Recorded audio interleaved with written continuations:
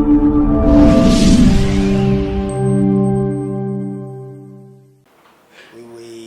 have seen a situation where donors are no longer engaging the counties directly, but instead they are supporting health through the ministry, MOH.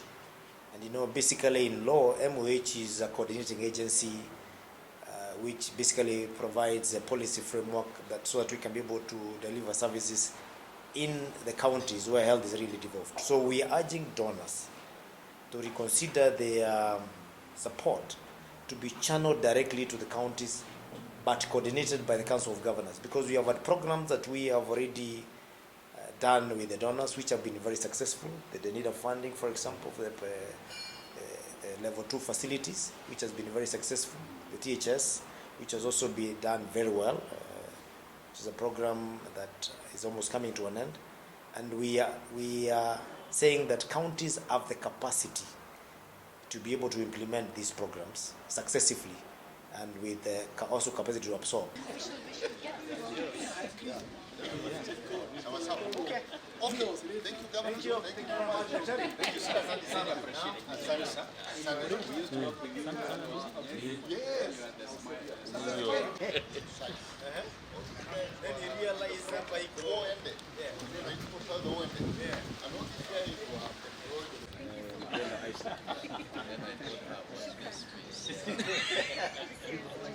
fast forward.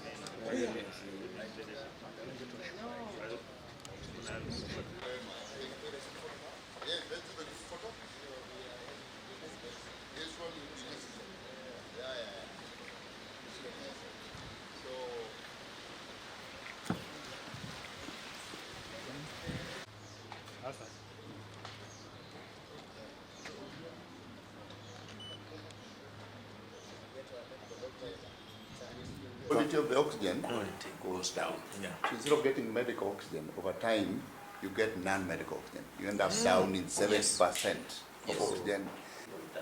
Yeah. So you find that they are starting some of these mechanisms, but then they drop off because of that oxygen is lacking. Sure. That actually works. And the second one is basically the issue of, for instance, a consultant who is also supposed to get supervised. And we met with all the development partners and the donors, etc., and the people who used to work with, in the new counties in 2013. One of the biggest problems that was identified that day was that the Ministry of Health, the National Government Ministry of Health,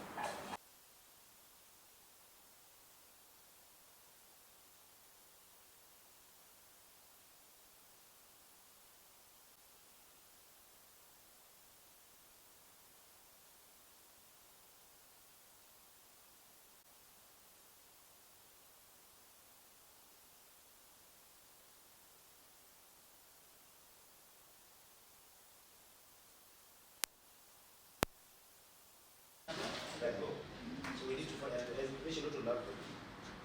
We'll have a brain where our experienced nurses will find their way to other countries. We do not spend any resources in training them. Then we have hired now the new ones who we have to take time to train. So we have resorted to exporting them in the country. The only small problem now, I was telling the president yesterday, is that but the constitution is very clear.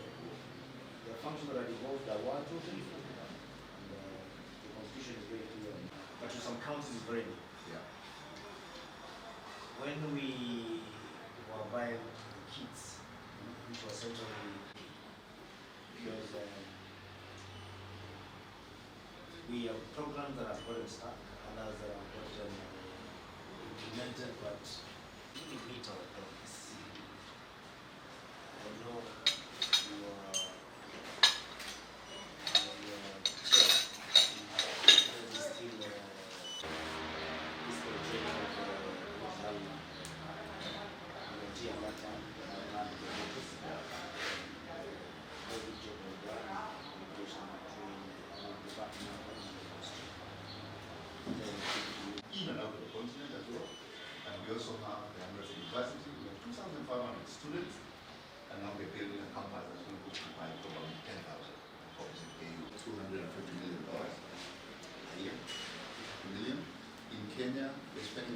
resources to help people. So the rest of it is in the other countries.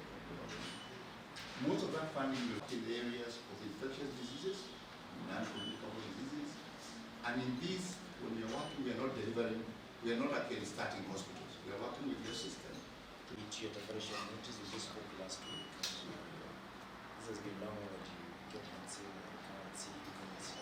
Then there was this, that, then all of them are British, as you can see. This was acting, but all of them were Wazungu.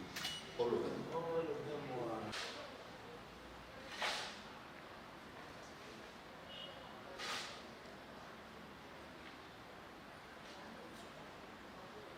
Satellite offices. Satellite offices.